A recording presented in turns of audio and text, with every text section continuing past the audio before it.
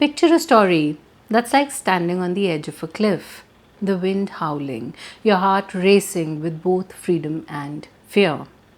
A book that's as fierce and untamed as the ocean itself.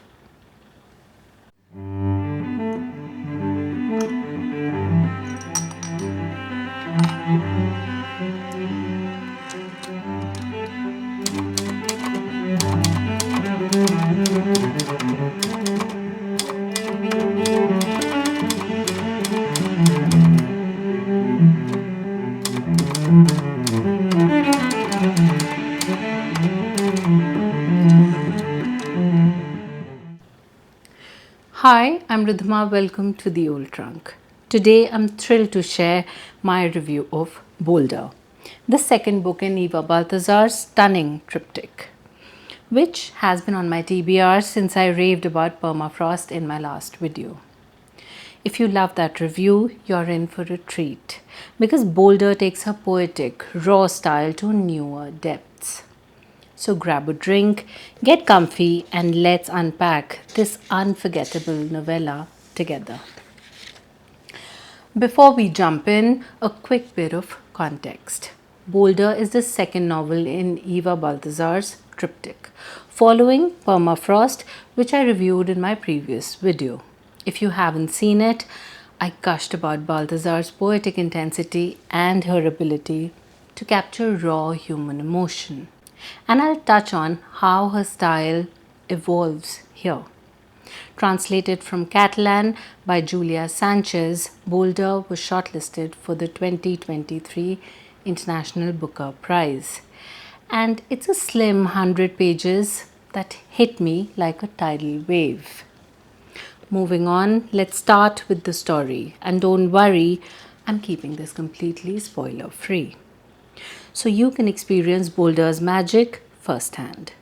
This novella follows an unnamed protagonist, nicknamed Boulder, a woman who lives for freedom. She's a cook on a merchant's ship, drifting from port to port, her life defined by solitude and the open sea. It's a world of salt, sweat, and no attachments until she meets Samsa, a woman who turns her world upside down. Their connection is instant, electric, and pulls Boulder into a life she never planned, one of love, domesticity, and tough choices. Set against vivid backdrops like Chile's rugged Chiloe Island and the stark beauty of Reykjavik Island. Boulder explores the clash between independence and intimacy.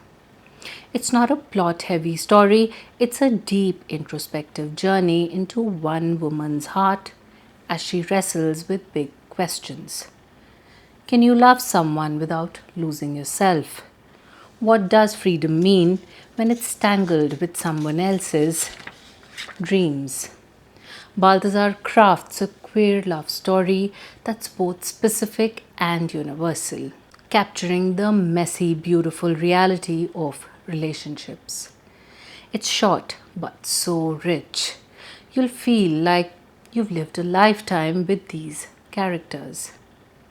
Now, let's meet the characters who make Boulder so unforgettable. First, we have a protagonist, Boulder. She's unnamed until Samsa gives her this nickname. And it's perfect. She's like a solitary rock, tough and unyielding, shaped by years of wandering. As a cook on a merchant ship, she thrives on independence, living for the moment with no roots. But beneath her tough exterior, there's a flicker of longing, a need for connection she doesn't fully grasp until Samsa enters her life. Boulder's struggle is the heart of the story. She's torn between her love for Samsa and her need to stay free. She's not a hero or a villain. She's deeply human, and you'll find yourself rooting for her even when her choices are tough to watch. Samsa, Boulder's lover, is an Icelandic geologist with a commanding presence. Think wide blonde hair and swimmer's shoulders. She's grounded, purposeful, and knows what she wants, which contrasts sharply with Boulder's restless spirit. Samsa is the one who names her Boulder, and that act feels like a tether, pulling Boulder into a world of stability she's not sure she fits into. Their relationship is passionate but fraught, a dance of opposing desires. Samsa isn't just a foil, she's complex, with her own dreams and vulnerabilities. And Balthazar writes her with such depth that you feel their connection viscerally. There's also Tina, a third character who I'll keep vague to avoid spoilers. She's a catalyst, shifting the dynamic between Boulder and Samsa in ways that force them to confront their choices. Tina's presence adds layers to the story, reflecting Boulder's fears and desires in new ways. These characters feel so real because Balthazar doesn't shy away from their flaws. Boulder and Samsa's relationship is the story's pulse, exploring love, sacrifice, and identity through a queer lens. It's not about right or wrong, it's about the messy truth of being human. Let's talk about Eva Baltasar's writing style because it's absolutely breathtaking. And since I raved about it in my Permafrost review, I'm excited to compare the two. As a Catalan poet, Baltasar brings a lyrical precision to her prose that's like nothing else. In my Permafrost video, I talked about how her writing felt like a razor sharp poem, slicing through emotions with vivid, sensual imagery. Boulder takes that intensity and dials it up, grounding it in a more elemental, almost geological voice that mirrors its protagonist. Baltasar's prose, translated beautifully by Julia Sanches, is sparse yet heavy with meaning. Every sentence is like a polished stone, carrying the weight of Boulder's emotions. Compared to Permafrost, which had a fiery, almost feverish energy, Boulder feels more weathered, like a rock worn smooth by the sea. The imagery here is tactile. Salt, skin, stone, and ocean waves blend with Boulder's inner turmoil, making the physical world feel like an extension of her psyche. Balthazar's poetic roots shine in how she elevates the mundane. Cooking on a ship or standing in a Reykjavik kitchen becomes a meditation on freedom and constraint.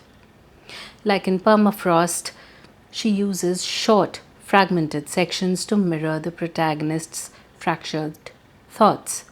But in Boulder, the rhythm feels slower, more deliberate, reflecting the weight of Boulder's choices. If you love Permafrost's urgency, Boulder offers a deeper, more introspective evolution of that style. It's still sensual, still brutal, but it's like Balthazar has shifted from fire to stone, crafting a voice that's uniquely suited to this story. So, what's my take on Boulder? This book shook me to my core. After loving Permafrost, I thought I knew what to expect. But Boulder surprised me with its depth and emotional clarity.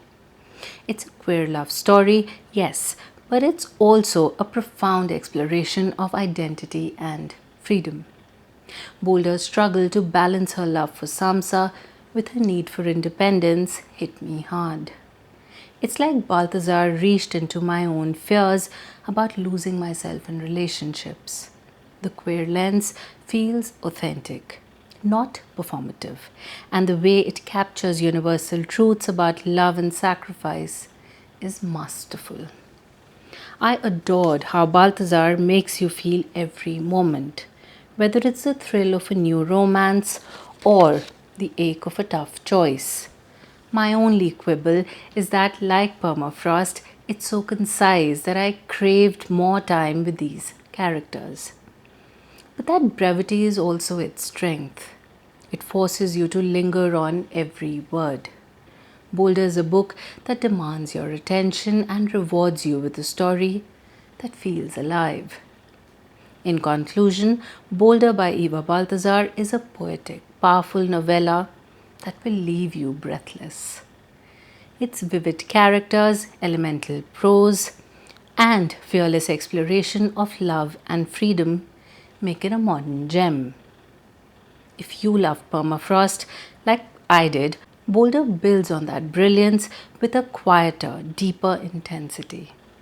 It's a book that challenges you to feel, to think, and to question what it means to live on your own terms. I can't recommend it enough. Who is Boulder for? If you love Permafrost or enjoy literary fiction with poetic prose, this is for you. It's perfect for readers who crave character driven stories, queer narratives, or introspective journeys. Think The Bell Jar by Sylvia Plath for its raw emotion, or Call Me By Your Name by Andre Aciman for its sensual love story. It's also great for book clubs. There's so much to unpack about love, identity, and freedom.